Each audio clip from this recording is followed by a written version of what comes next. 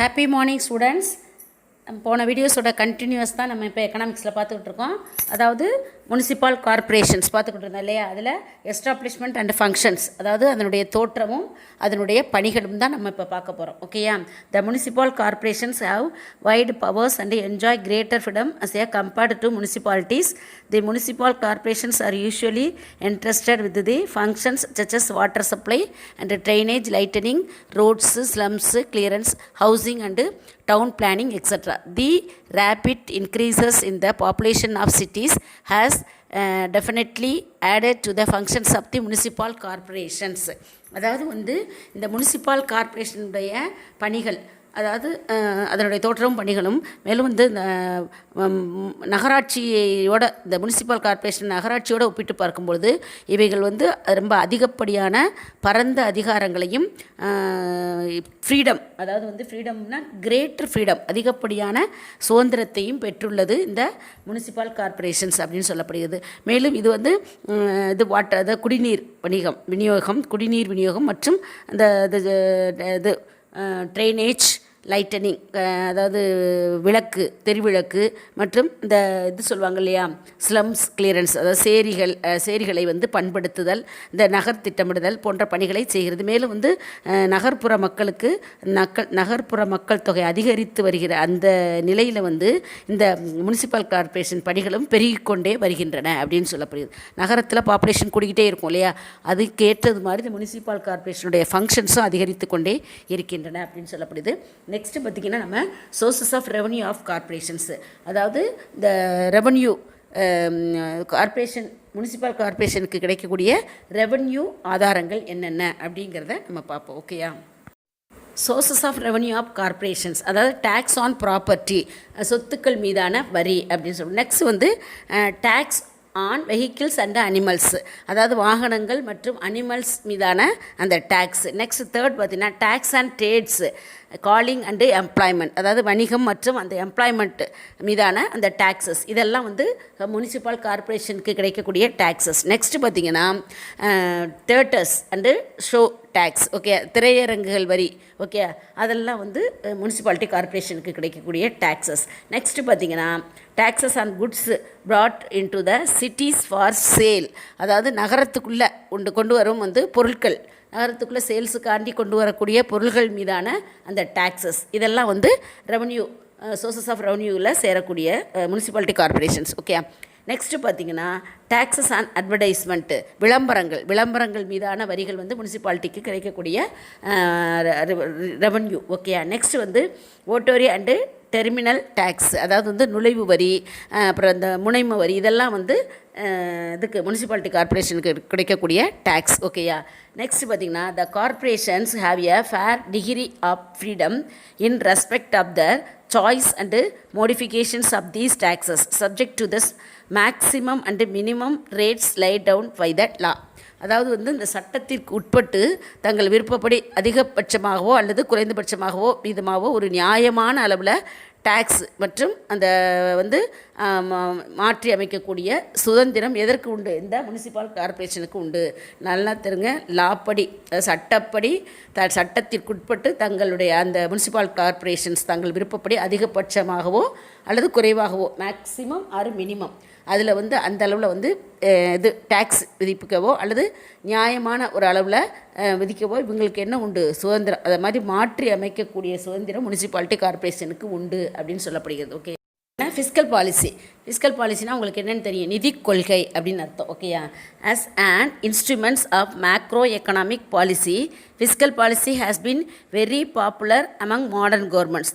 The growing importance of fiscal policy was due to the great depreciation and the development of new economic by Keynes. அதாவது நல்லா தெரிஞ்சுங்க, தற்கால அந்த அரசினுடைய இது இருக்கு இல்லையா, அதாவது மேக்ரோ எக்கனாமிக், தற்கால, அதாவது as a instrument of macro economic, தற்கால அரசு என்னென்னா மேக்ரோ எக்கனாமிக் பாலிசி, அதாவது பெரிய பொருளாதார கொள்கையினை இம்பார்ட்டன்ஸ், முக்கிய கருவியாக எது விளங்குகிறது? இந்த ஃபிஸ்கல் பாலிசி அப்படிங்கிறது விளங்குகிறது. தற்கால அதாவது மேக்ரோ எக்கனாமிக், பெரிய பொருளாதார கொள்கையினுடைய முக்கிய எக்யூப்மெண்ட்ஸு கருவியாக எது தேல்கிறது, ஃபிஸ்கல் பாலிசி உள்ளது அப்படின்னு யார் சொல்லியிருக்காரு, கீன்ஸ். ஓகேயா. மேலும் இந்த கீன்ஸ் வந்து என்ன சொல்கிறாருன்னா, நியூ எக்கனாமிக் அப்படி புதிய பொருளாதாரம் மற்றும் வேர்ல்டு டெப்ரிசியேஷன் உலக பெருமந்தம், கிரேட் டெப்ரிசியேஷன் உலக பெருமந்தம் ஆகியவற்றால் ஏற்பட்ட இந்த ஃபைனான்ஸ் அதாவது நிதி கொள்கையை முக்கியத்துவம் பெறுகிறது அப்படின்னு சொல்கிறார். ஓகே. ஃபிஸ்கல் பாலிசிங்கிறது அதாவது நிதி கொள்கை அப்படிங்கிறது முக்கியத்துவம் பெறுகிறது அப்படின்னு சொல்கிறார் கீன்ஸ். ஓகேயா. நெக்ஸ்ட் இந்த ஃபிஸ்கல் பாலிசியோட இம்பார்ட்டன்ஸை மேக்ரோ லெவலில் சொன்னவர் யார், கீன்ஸ். ஓகேயா. அதாவது அவர் புதிய பொருளாதாரத்தின் தந்தை, அதான் நியூ எக்கனாமிக்ஸோட தந்தை தான் யார், கீன்ஸ். ஓகேயா. Next meaning and fiscal policy. Meaning of fiscal policy, அதாவது in common parlance, fiscal policy means the budgetary manipulations affecting the macroeconomic variables, output, employment, saving, investment, etc.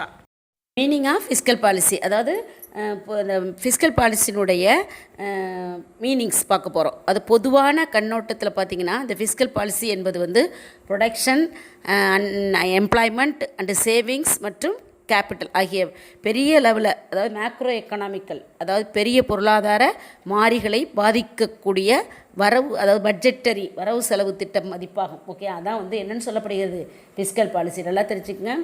Output, employment, savings, investment, இதுதான் வந்து macro லெவலில் பாதிக்கப்படுகின்ற பொருளாதார budgetary மதிப்பாகும். Okay. அதுதான் சொல்லப்படுகிறது.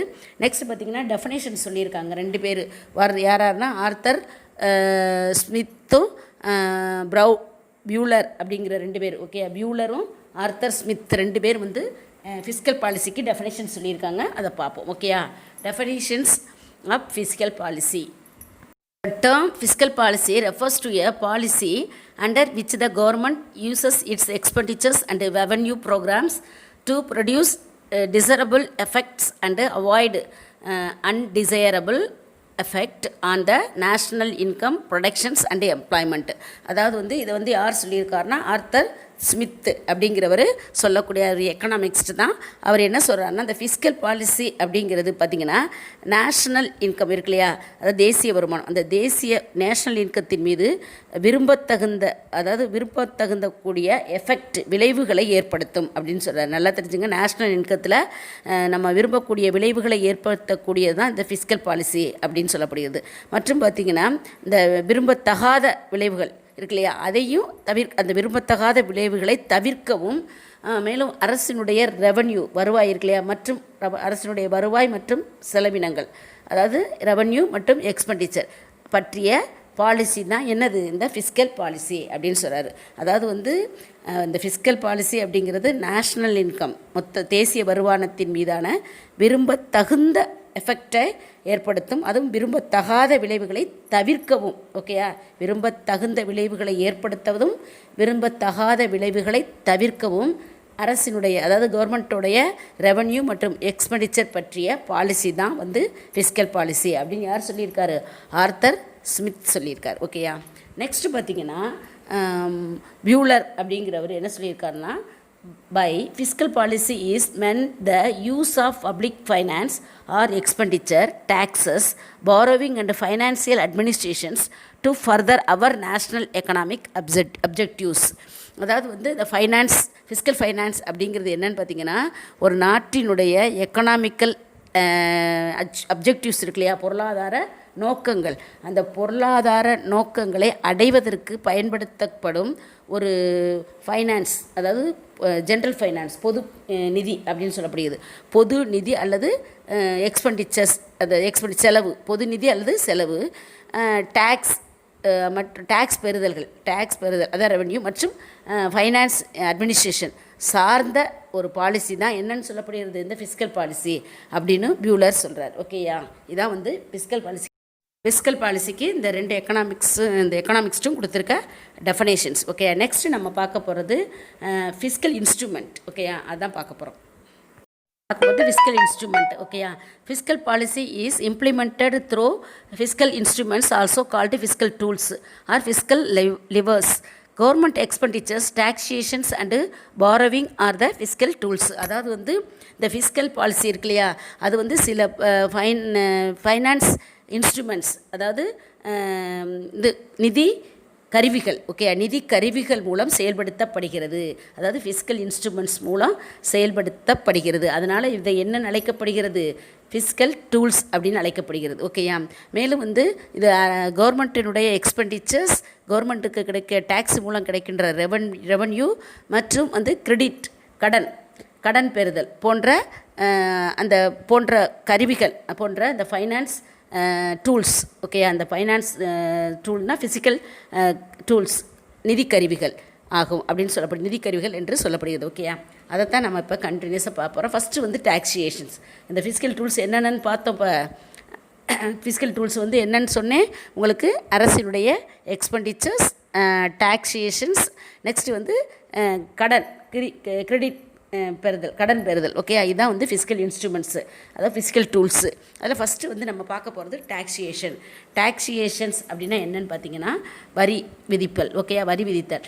Taxes transfer income from the people to the government. Taxes are either direct or indirect, and increases in tax reduces disposable income, so taxation should be raised to control inflation. During depreciation, taxes are to be reduced.